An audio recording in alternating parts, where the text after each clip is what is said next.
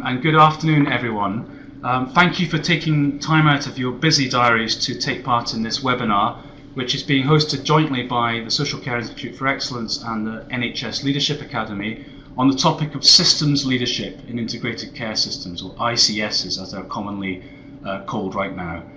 My name is Ewan King. I'm a director at a charity called the Social Care Institute for Excellence, or SCIE, and our role is to identify and promote what works in health, social care and support. And we've been really lucky to be working with the NHS Leadership Academy over the last few months to produce some research on systems leadership, which I'd like to talk to you about shortly. Just to tell you how this is going to work, I'm chairing the session, and there are opportunities for all of you to post in questions and comments, and we will try to gather those questions and comments and come back to you within the time we have with answers to those questions. If we can't answer them within the time we have, we will endeavour to post answers along with the video and the slides of the webinar, which will be made available shortly after the end of the webinar. So this is an interactive session, and we really do hope you do post in questions. Just one word of warning here: if you post your full name or your email, everyone can see that, so you may want to avoid doing that if you want to stay anonymous. So just be aware of that.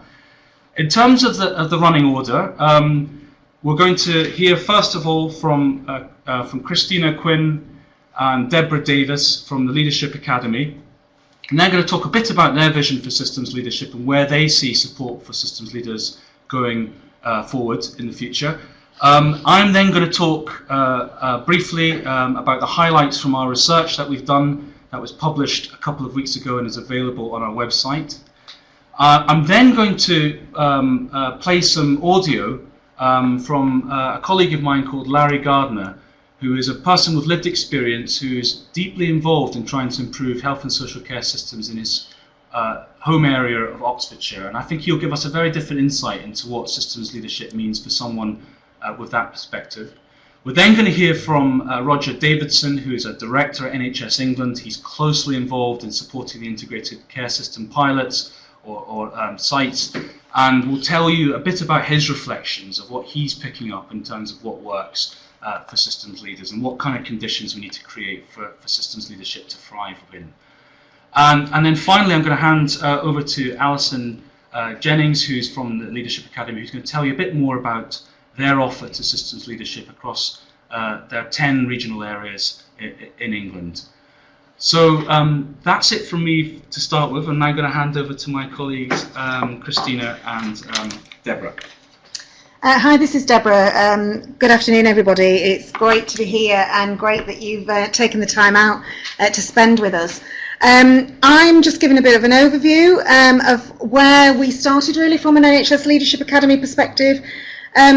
Obviously, we are NHS funded, but I want to put right out there in the first place that this is very much that we see the whole system piece as being about health and care, but also about wider public services, voluntary and faith sectors, local citizens. So I think when we talk throughout this session, I think that's the sort of landscape that we're talking about.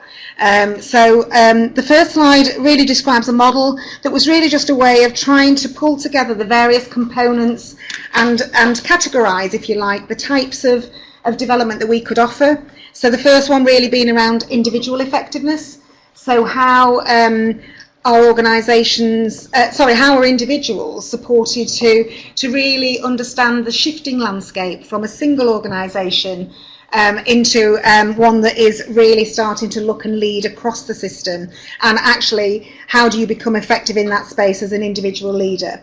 I think the other thing to say is we will talk about system leaders when we might actually mean senior system leaders, but I think again our development needs to happen at multiple levels through the system, because actually this is about distributed leadership, but it's also about those people that may be in more formal leadership roles, that they are skilled in that space as well.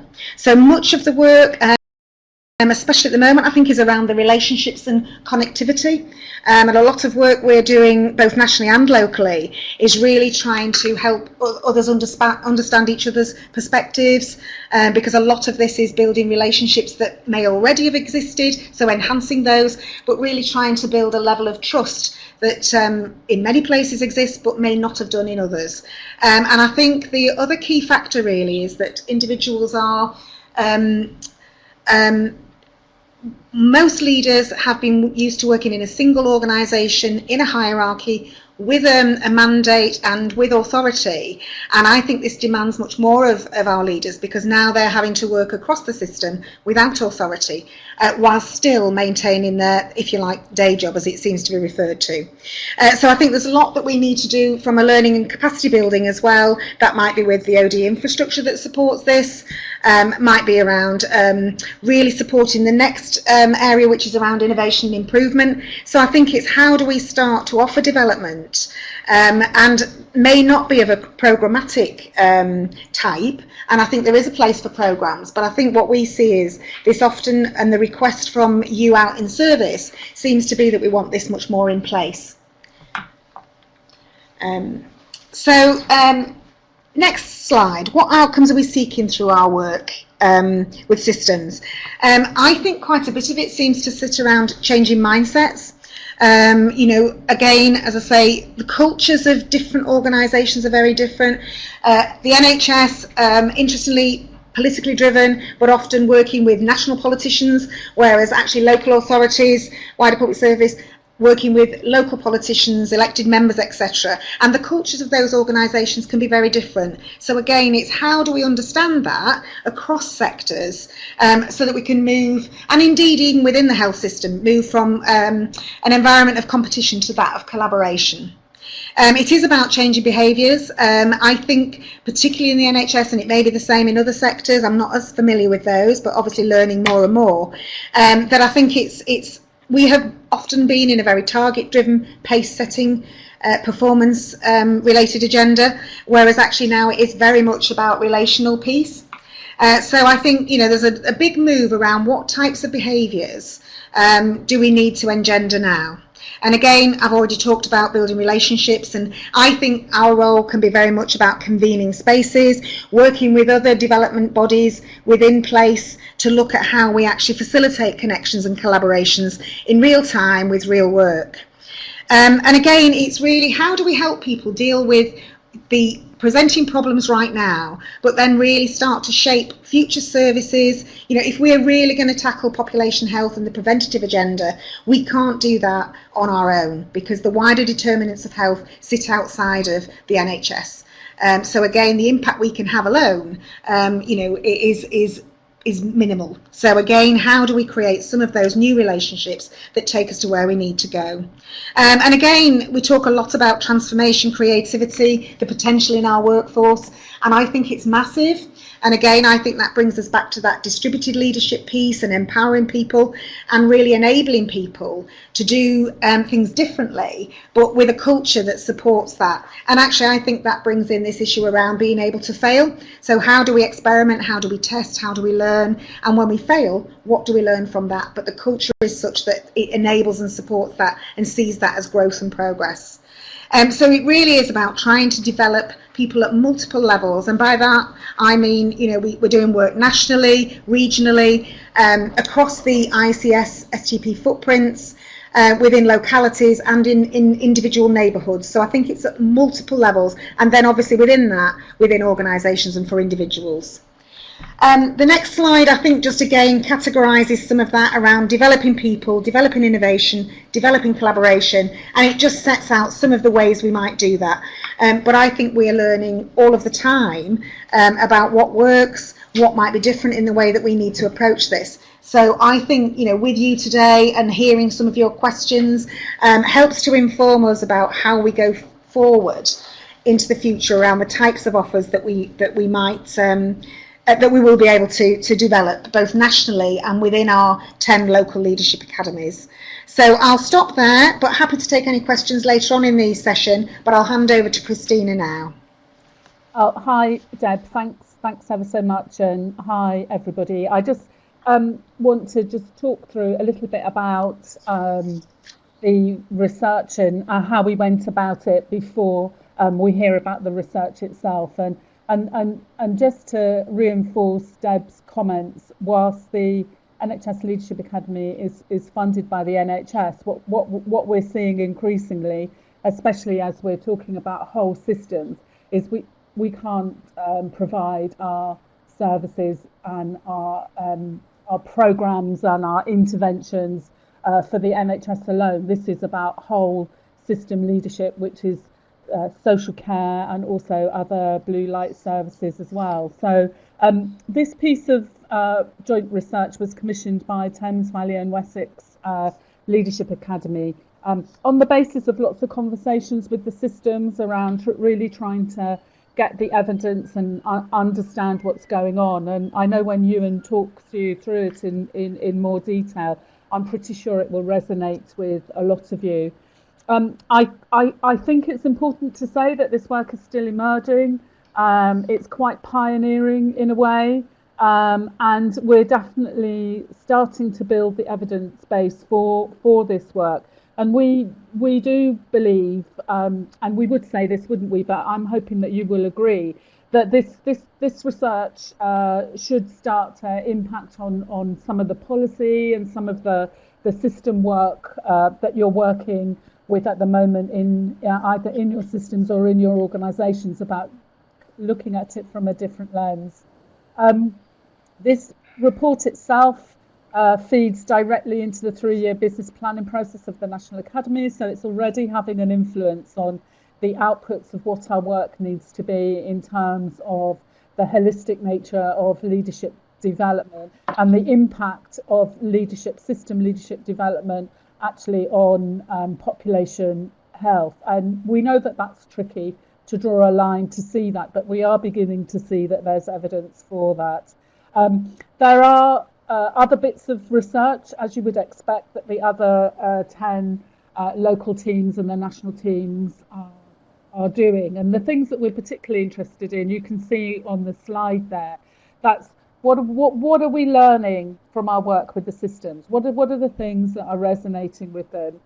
How do we scale up and spread what's working well? And my caveat for that is one of the reasons, and there's lots of research and evidence that pilots don't always spread, is that they're not localized. So there's something about how do we scale and spread what's working well, but also be able to add the flavor of the work to the local context, so that what works well in Manchester may not work well in Plymouth, but actually the process and the principles might be perfect. It just needs adjusting for that local context. So we're really aware of that. And also, what are the gaps? Where are we finding and seeing the gaps there? So why this research? And I think, and Ali and Ewan will talk in a bit, but this isn't about one single agency saying, "Ta-da, I found the solution." It was very much about how we could model working in partnership, and it's been a pleasure, that partnership, about working together and seeing each other's work through a different point of view. And also, how can we encourage our local stakeholders to really build their learning and the learning of others for the success of integrated care systems? And we know that integrated care systems are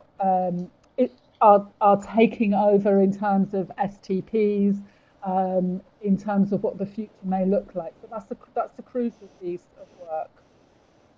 Also thinking about building those closer relationships. Deb has mentioned that already, and expand and deliver the current models of system leadership in regards to understanding each other's perspective. So understanding what the collective challenge is, but within those collective challenges of what we're trying to create, there will be an awful lot of nuances and specifics to the area, and also around the OD mindset. So to inquire and to be curious. So to really think about that curiosity. So to listen and to understand with curiosity. And I think this research has done that in its methodology, which is something that we're really proud about. But I think in its application, that's also what we aim to do. So I'm going to stop there, just like with Deb. Really, really happy, and hand over to you. And talk a bit more about the research that we were asked to do earlier in the year by the Leadership Academy, and it was basically we were asked to focus on systems leadership within the context of integrated care systems and explore what that looked like, what are the key features of good systems leadership within that context, and what does it mean in terms of providing support to systems leaders in the future. And the research involved a combination of literature and interviews with senior leaders across a number of the first wave of ICS localities across England. We explored the barriers and the facilitators, what is helping, what is getting in the way of good systems leadership. We explored the features, as I've said, of really effective systems leadership, pulling out examples of good practice. And my colleague Alison will talk in a bit more detail about what people needed in terms of support, but we also looked at that issue.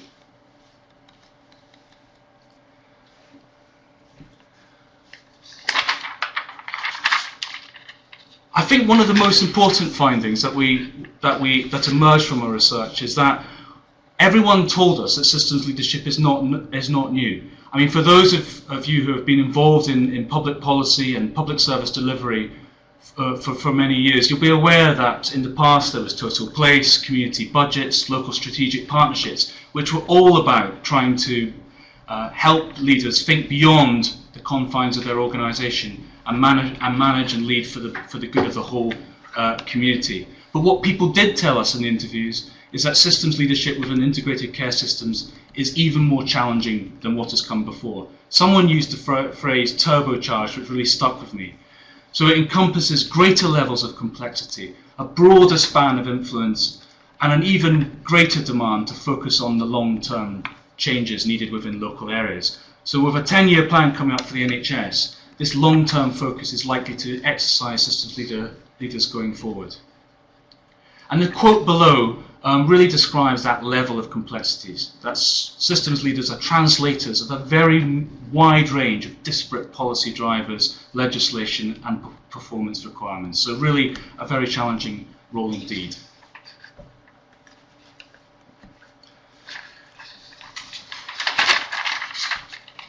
Sorry about the stickiness with the slides here, guys. I'll take the blame for that later. So in terms of what was different about this role, people talked about this increased span of influence to incorporate social care, housing, the voluntary sector, primary and community and mental health, and really trying to bring a wide range of initiatives and organisations together, both on the delivery side but also on the commissioning side. People spoke to us about the need for expertise in managing large-scale change, large, complex programs and initiatives incorporating and involving very, very large numbers of people. We heard a lot about the growing expectations on systems leaders to be good at involving and engaging citizens and the public in plans and strategies for improving health and social care. We heard about the re-emergence really of place-based or neighbourhood-based thinking driving the way in which services are designed and delivered. We heard too about the need for an increased emphasis on sharing resources and financial risk across large areas and trying to ensure that local organisations are not bumping up against each other and designing strategies and resource planning that will work for the whole area as a whole. And we also heard about the need to deepen the engagement of systems leaders beyond the most senior executives, who I think are starting to get where this is going, but there's a need to broaden and involve a wider group of leaders in systems leadership thinking and practice. And finally, we heard a lot about how the issues that people are addressing and tackling are even more complex and sticky than they ever were before. So we're talking about how you design complex contracts, how you manage estates across large geographical areas, out of hospital care, workforce. There were a whole range of issues people told us about. We also asked people to talk about those features of good and effective systems leadership. And people told us time and time again about the importance of building strong relationships with other leaders. And this is a picture here of David Pearson. You can see the video of the interview with David on our website. He leads Greater Nottinghamshire ICS. He actually comes from social care, but he's become a very accomplished leader across that local area. And he talked about how over the last 10 or 15 years, people are doing spending far more time on engaging with people in partnerships than they ever did before. You have to do so much of your weekly work to engaging people outside your organisation. We also heard about the importance of being good at mastering governance across complex systems. Leaders must be able to establish governance structures which drive faster change rather than being beholden to complex arrangements that may no longer be fit for purpose. So someone told us about the fact that because there's no clear legal framework for ICSs, you have to make the most of what is around you and find new ways for decisions to be taken.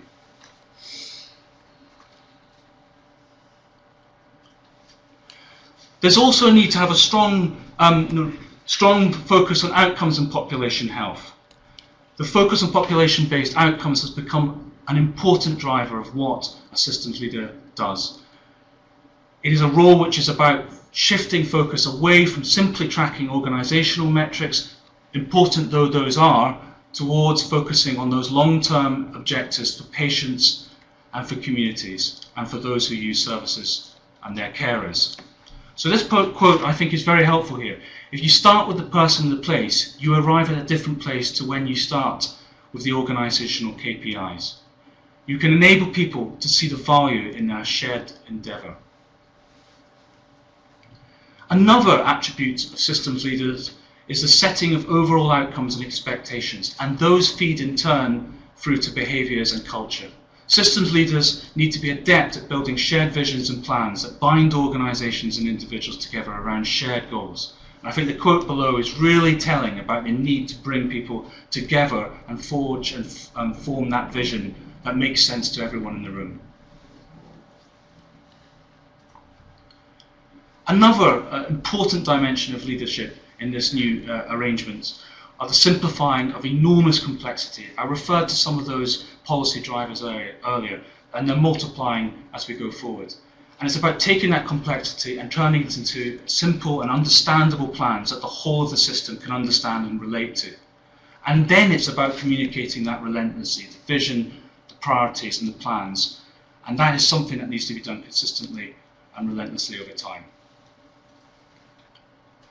I think partly informed by the difficulty that some STPs had in engaging communities, there's now an even stronger onus on systems leaders to be good at co-producing, co-designing and citizen engagement as part of their day-to-day job. So effective citizen involvement to build supportive coalitions and find solutions to wicked issues will become a more critical skill for systems leaders. Finally, we asked a series of questions about what kind of support would be most helpful to systems leader. We heard about the importance of an organisation, most likely the NHS Leadership Academy, brokering safe spaces in which leaders can come together, share their concerns, work on problems together with those who are in similar situations, their peers who understand what they're going through. We heard about the importance of independent facilitators to support large-scale change initiatives. We heard also about the importance of opportunities being given to people to learn from other professions and sectors. And it's really good to see that a growing number of leadership programs are focusing on bringing health, social care, voluntary sector people together to learn. We heard about the importance of focusing on the next two tiers of management. We're putting a lot of effort into the support that's given to senior leaders, but we need to think about the wider system. There needs to be leadership that's committed to systems approaches right throughout the local system. And finally, we heard there was a need for greater support around specific issues that are facing systems leaders. how to do really good co-production and engagement, how to understand how the complex jigsaw of finance fits together in a local area and how you share risk. How do you take what's working in one pilot or one small part of your local area and scale it so that the whole population can benefit? We heard also about the need for many systems leaders to get to know local government and social care better so they can work more closely with them. And finally, there was a need for more support around how to interpret and understand the multiple and complex layers of governance that operate within local areas. So that's the key highlights from research. What I'd like to do now is to play a video from my colleague Larry Gardner, who sits actually on SCIE's co-production network and is really has prepared this video for us to see. I've just been involved in an evaluation that's been commissioned by the Department of Health and Social Care on integrated personal commissioning, and it's an integration effort. It's a way of blending funding, and it's a way of getting people and departments to work together. And our findings have been that it's very difficult to get people to work together, even if you co-locate them. It's when they are driven towards different goals, they find it difficult to collaborate. My exhortation on co-production and integration is, if you get people who are the most affected by the outcome involved at the beginning in the design, you'll get a better result. And that was certainly borne in mind from the work that I did today. I think co-production adds value by empowering people and by building their capacity to get their voice heard.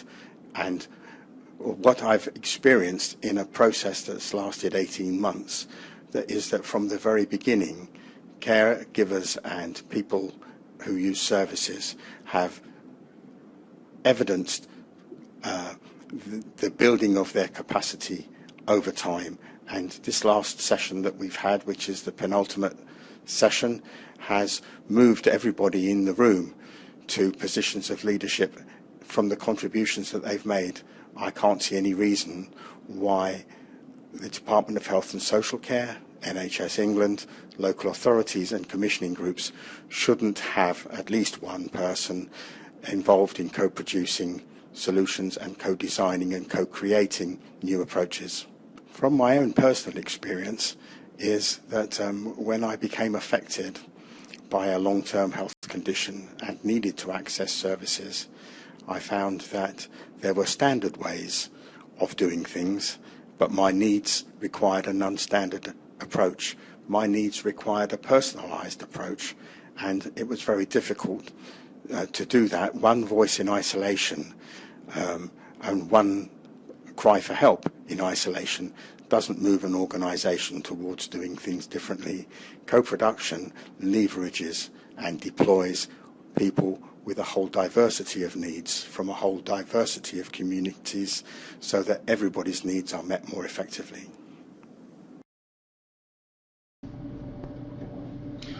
Okay.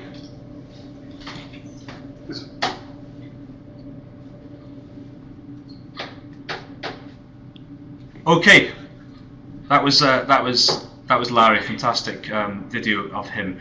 Next up is Roger Davidson. He's a NHS England director, and he's involved in health system transformation. He can't be with us here today because he's actually supporting an ICS Leaders Day up in Manchester. But we caught up with him yesterday, and he shared these thoughts with us. So let's listen to him for 5 minutes. Thank you. Before we start any conversation about integrated care, it's really important to remember why we're doing this at all. And for me, this comes down to two really simple things. One is keeping people as healthy for as long as possible, and that means working in partnership, the NHS, local government, the voluntary sector and the public, all working together to make sure people achieve their healthy life potential. And secondly, when people do need services, that they encounter an efficient, effective service that's able to look after their whole needs and treat them as an individual rather than a set of problems or illnesses. So I think in terms of integrated care, the genie is out of the bottle, and we've got a real opportunity now to move on and make sure that the public get the integrated care, because after many years of experimentation and the building of a consensus around integrated care, for the first time we now have in place partnerships in covering every single part of England that are working on this agenda. It's often said that the most important thing about system leadership is relationships, and I'm absolutely sure that's right. And the foundation of good relationships, of course, is trust. And that means showing the right types of leadership behaviours. And what you often see in the systems that do particularly well, they have a really strong partnership and a sense of trust across all of their leaders. And you see in other areas that they often have relatively poor leadership behaviours, and the one that's often quoted is saying that you'll do something in a meeting but then not really meaning it, not really doing it. So trust is really important amongst leaders to make system working a reality. Public involvement is absolutely critical to the way to systems working successfully, but it's perhaps a different type of public involvement to what the NHS has been used to in the past. So really trying to understand what people and communities need, what their assets are, and how we can respond to them is absolutely critical. What I sometimes see in other areas is in terms of public involvement, is a bit of a feast or famine approach. There's a tendency to say, we've got this particular change, we want to ask you about it now, perhaps having not really engaged with people in the run up to that or on a kind of consistent basis. So the notion of public involvement is really, really critical, and I think that's a broad-based concept. It is about co-production, of course it is. It's also about other things such as transparency and just telling people on a consistent basis what's going on so they can understand what's happening. One of the things we definitely see in successful systems is a real focus on making practical change happening for patients, and often focusing on a series of relatively small changes rather than just one big set of changes, which are often more difficult to happen. But showing real practical progress is really important for the public, for staff, and for leadership communities. And one of the things that we sometimes see in areas that struggle with this less is perhaps a focus on structures and on meetings, which are on all of that governance stuff, which is really important. But in the end, this is about making practical change happen on the ground. And if I was to think one place where they've done that particularly successfully, it would be the Frimley system, whereas by focusing on those real world changes, they have managed to reduce pressure on their hospitals, and that has had a huge effect on the staff and their support for the changes that are taking place. One final point I would like to make is that if there's one thing I've learned in the last couple of years since I've been working on this integrated care agenda, it is that the energy, the ideas, the intellectual capital that is going to make this work exists out there in the health and care systems, not in national bodies like NHS England or NHS Improvement, but out there. So you are the leaders who are going to make this happen. You are the team on the pitch. If it ain't you, it's nobody. And we have a supporting role. So over the next period, we will be looking to support leaders through this particular period, and to offer them the skills and help them to share ideas. But fundamentally, it comes down to the leadership that exists in your area and your contribution, and we hope that you help make stuff happen.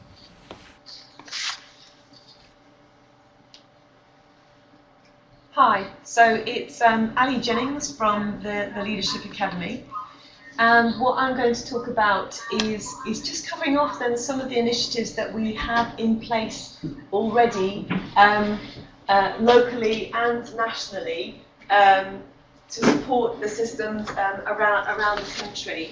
And as Deborah and Christina mentioned, I think it's fair to say that we have been on a journey of discovery with our colleagues in these systems, and have equally been learning around what works, what maybe doesn't work as well within the system. So just to cover off, from a national academy perspective, we are now on our second cohort of our strategic system leadership programme for the STP footprints. And this is a programme that takes 3 senior leaders from 10 STPs through a series of modules to help them explore how they can work together and how they need to help lead and shape their particular places. The great thing about this programme, it absolutely is bringing in that multi-sector, multidisciplinary approach in really trying to encourage that sector-wide system leadership.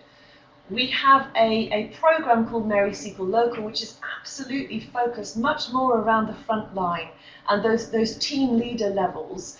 So that key piece around engaging people much further down our traditional hierarchies. And again, that's now being increasingly run on a multi-sector basis, also in place in systems too. And actually, we have a range of individual leader development programs as well, which Deborah talked about within our model of leadership, ranging right through from our aspirant chief executive programs all the way through to frontline leaders. What we are doing now is weaving those system leadership behaviours throughout those programs so that there's that real consistent approach to thinking beyond our organisational and our sector borders. And as we're demonstrating hopefully today, just increasingly those making our own relationships strong with our strategic partners in other arm's length bodies, across health, but more increasingly much further beyond that, so that we don't trip over each other, because I know that there's been a little bit of that earlier on. We're trying to really align what we're doing together. So that's from a national perspective. The way our academy is designed is that we have absolutely a national team, but we currently have 10 local academies as well who are close to our places and working very much with them to understand their individual needs. So we're using our model of leadership and then operating almost as place-based consultants with them to talk through them a menu of different interventions that might work for them, because we fully recognise there is no one way absolutely to work with our systems. We also can help around perhaps some additional funding. We're very keen to say it's not necessarily what we're doing, what are you doing? If it's great, can we help fund that further? Also, what we're trying to leverage is helping perhaps people in organisations, heads of leadership or our OD community within organisations, almost to get that permission to work away from the day job, to work on the system work and not be tied purely into their organisational work. And then working with a very clear set of governance around how all of that works through the various governance structures that sit within the STPs and the ICSs, but really clear on the gives and the gets. So trying to minimise that complexity that can exist and just get some real clarity on what we're doing and how we can help. So at the local academy level, in that menu of offerings, we absolutely have been trying to create some of those safe spaces that Ewan talks about, and that is it can be a real delicate art in facilitating some of those conversations. So we draw on colleagues both within our academy, but also within SCIE, within the Leadership Centre as well, to help us facilitate those conversations.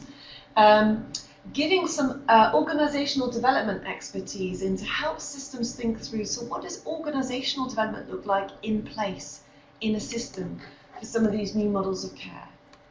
Very much trying to invest in building some capacity and capability in that organisational development or system development work, so that our places, our systems become much better at doing this work themselves, that real sustainability part of those partnerships.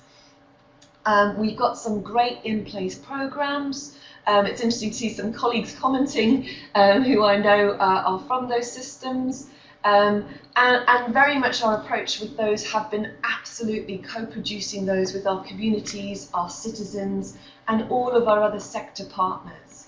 I mentioned the money before.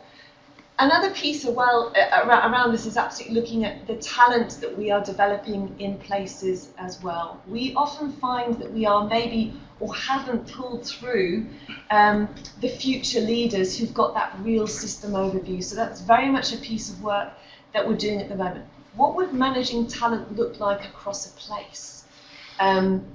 We absolutely are present on all of the local workforce action boards that are part of the architectural system, the systems in place. And that bit around ensuring that we are investing across all parts of the system. So we run programs in primary and community care.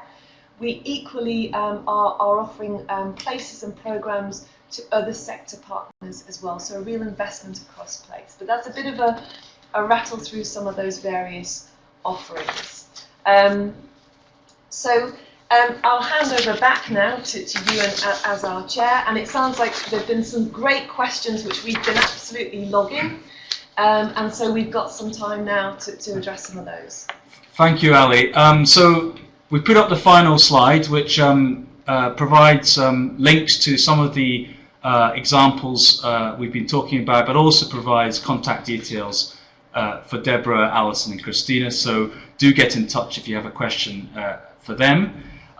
We've had a lot of different comments and questions. I think sometimes people have just been suggesting good examples of practice and posting links. That's great, and we promise to basically ensure that the entire bar of chat that you can see on your screen is made available so that you can access all of those links along with the slides and the recording. So be assured that information will be made available.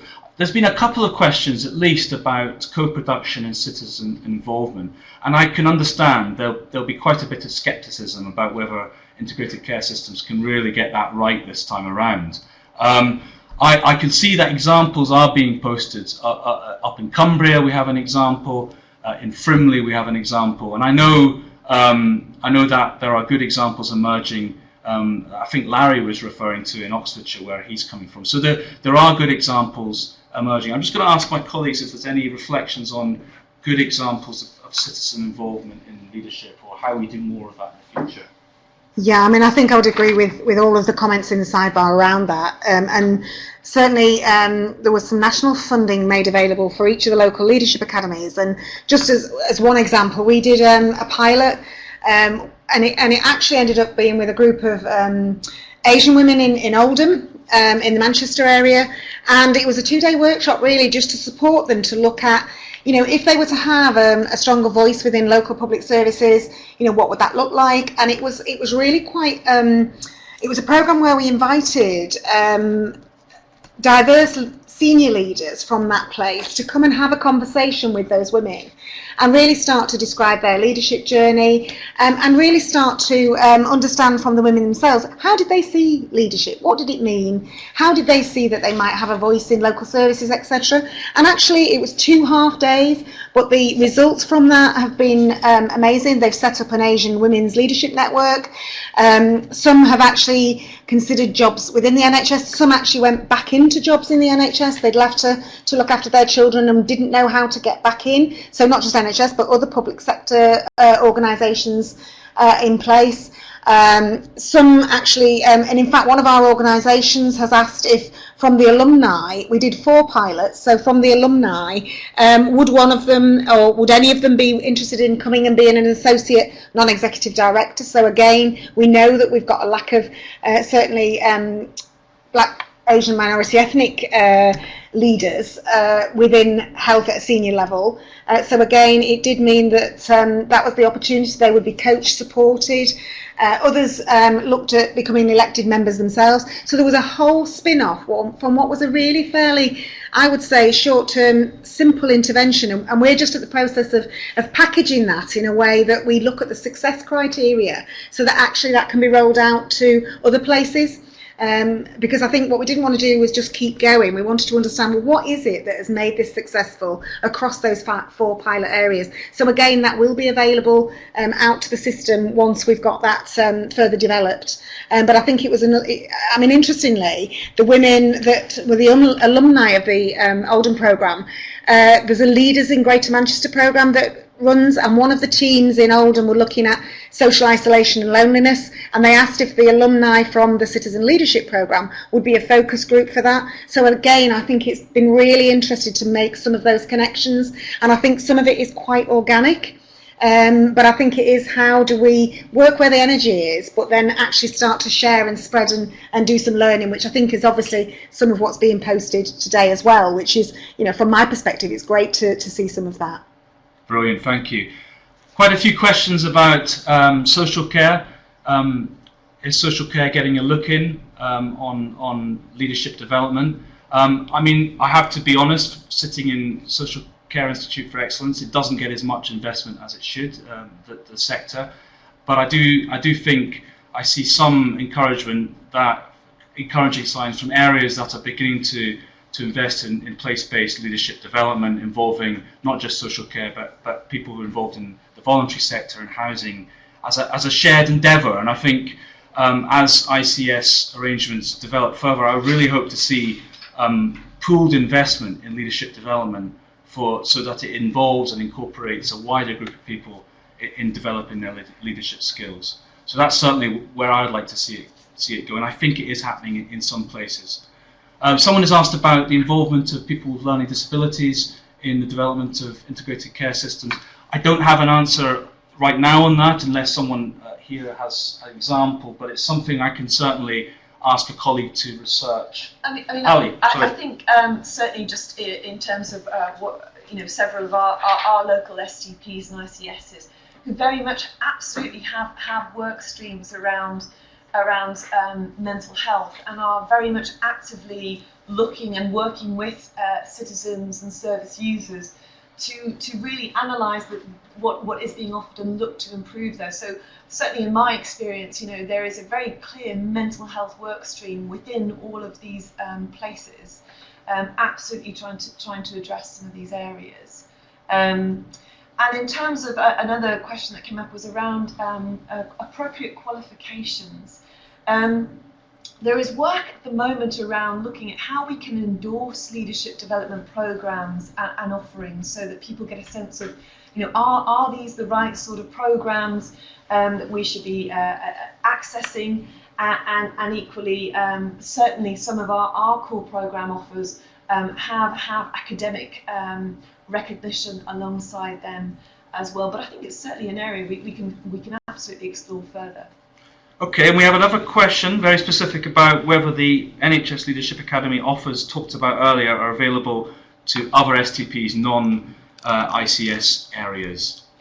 Yeah, absolutely. Each of the local leadership academies is working with all of the, if we refer to them generically as footprints, so whether they are still sort of STPs or whether they've actually started to be emerging ICSs, all of this is available for each of those. So there's no real distinction between the two, so right across the country. And to understand more about what is available, obviously our names are up there, but you will have a contact that within each of the 10 local leadership academies that will be much closer to the work going on with the footprints in that area. So again, we can make those contact details available to you as well. Okay, and Christina, I noticed that your hand is up as well, and I'm sure you've got some further comments to say on this.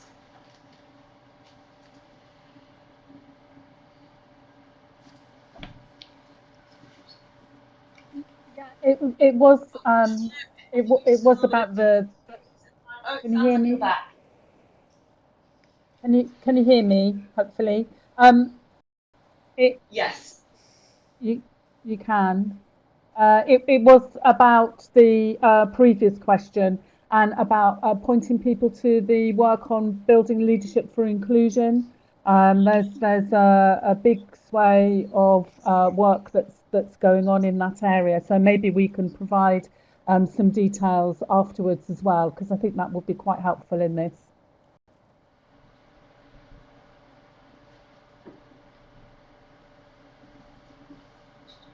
Okay, great. One of the other things, I'm just looking at a number of the questions.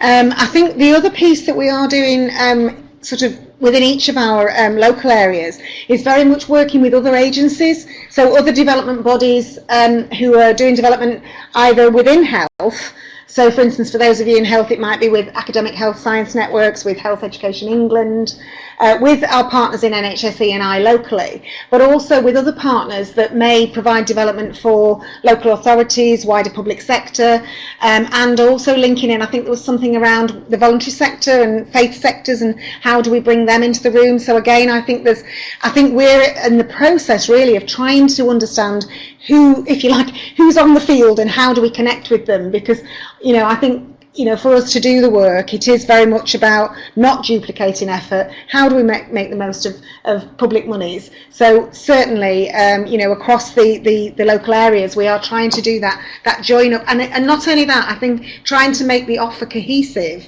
because we understand that when lots of agencies are coming at you with various offers, it's sometimes hard to navigate. So again, we're trying to do some of that work as well, so that it makes it easier for you to understand what that offer looks like and how you might access that. Thank you. We had a question about the use of jargon in relation to integrated care systems. That's undoubtedly true, and I apologise if I've used any jargon today. What I can point you to is a really good document on an organisation called Think Local Act Personal's website, and it's a jargon buster that they've developed for health and social care. It's worth looking at, and I think in relation to integrated care systems, they need to update their jargon buster to make sure that people do understand what's being talked about. But as leaders, there has to be less use of jargon. That's an absolute must. Just looking for any further questions. Sorry. I've just noticed there's something popped up there about primary care. There is a big piece of work again going on around the primary care workforce, and by that I mean the broader workforce, not just talking about GPs, because I think traditionally I think the Leadership Academy may not have linked with those particular individuals sitting in, if you like, independent businesses, but I think they are now seen as absolutely crucial to the work we need to do. So they are a real focus, because I think traditionally that hasn't necessarily been the case. So we are looking very much at how we can support primary care and the whole workforce within primary care with the development, and again looking at, if we look at from a talent perspective for the future, what does that mean? So I think Ali mentioned looking at talent at a system level. So I think I think increasingly that's going to be cross-sector. Obviously my patch is the Northwest, so Greater Manchester absolutely want to set up a talent board that looks at cross-sector, you know, wider public sector talent. So certainly not just focusing on health. So I think there's lots of work underway that we can all learn from. So it was just to pick up that primary care piece. So I see questions about the involvement of elected members, the involvement of the voluntary sector. That seems absolutely essential. And in some areas I know that works well, and in some areas it doesn't work well. But I think absolutely elected members should be closely involved in the development of integrated care systems, and are community leaders of their place, and therefore have a crucial role to play. Ali, do you want to comment? I just also wanted to, you know, the idea of developing a talent pool or a leadership pool that's much broader than the NHS, and there's some great work actually already emerging in some of our systems. So Dorset's integrated care system is absolutely in the process. It's developing a programme that's going to bring a cadre of leaders from across health and social care and the voluntary sector in that place together, learning together, and then forming a cohort who we would hope then can fill more of those senior roles. So really trying to perhaps break some of the issues that I know Yvonne mentioned there around maybe you know, only thinking that we can recruit from in. I think there's a real positive energy out there in our systems and some action to support that, that's saying we know we need a breadth of thinking, and we're really welcoming it coming in. A question from Richard there. A question about the offer being available to STPs not at the ICS level. I think my impression is absolutely it's there. Do get in contact with your regional Leadership Academy. And at the back of the report, we very consciously put contact information for each of those 10 local academies. So please do get in touch. Okay, we're coming near to the end of our time. We probably have time for one or two more questions if you're quick. And if nothing pops up in the next minute, I think we will start. Adrian, good question. How do we spread good practice? Ali, do you want to comment on well, this? I know Deborah will absolutely something to say about this as well in terms of the work that we're doing in the System Leadership Group. But just very locally, we're going to do something really practical in what will be the Southeast, which is we're almost becoming a curator of great stuff that's happening in place. So Kent and Medway are up to something really wonderful around organisational development in the community. I know Dorset are up to great stuff on talent. Frimley have their place-based programme, and that's just in one small patch of a couple of STPs. And so what we're trying to do, just even in our place, which is going to be covering 6 of those STPs or more ICSs, is just start to say to each of them, here is absolutely a list of great stuff from your neighbours. Why not make some relationships? Because my concern has always been that the organisational behaviours we're trying to break around, I'm only doing it in my organisation, we may unintentionally replicate in systems where our systems look in and they don't talk to each other. So I think the more we can get our systems to just share as much work as well, we'll hopefully get some of that spread of great practice. I mean, the other thing is I can see that examples are coming up from Hackney. We've got examples there from a number of places. I can't read it. There's another case study that's just gone up. So basically we are at Cornwall. So we have got good examples being posted right now. We would welcome blogs on those examples, and we can get those up on our site and we can promote. My comms manager's looking at me. But we can post those up as well and make links available. So please do send them in to us, and we will make those available. We do have a pretty good reach, and we can get those out to a large number of people. So do send them in. Dorset is coming up with examples here as well. So this is great. Lots of examples are being shared. I'm aware of the time now, so I think I'm going to call this to a close, and just final words or reflections from Deborah, and Ali, and from Christina. It's Deborah here. I mean, thank you everybody. I mean, it's been fantastic, and I think it just shows you in an hour, what we can talk about, how much comes out of that, and certainly we will go away and look at all of what's been posted here, because we are very much in the business of co-production and actually meeting your needs. So again, whether that be at national level and how we coordinate that and make sense nationally where it makes sense to do that, but obviously out locally as well. And I think because there are leads in each of those areas, we also collaborate with each other. So I think everything we're asking the system to do, we demand of ourselves. So I just would thank you for all of your input this afternoon. And again, if there's anybody in my particular patch or wants to come back, please do. Thank you.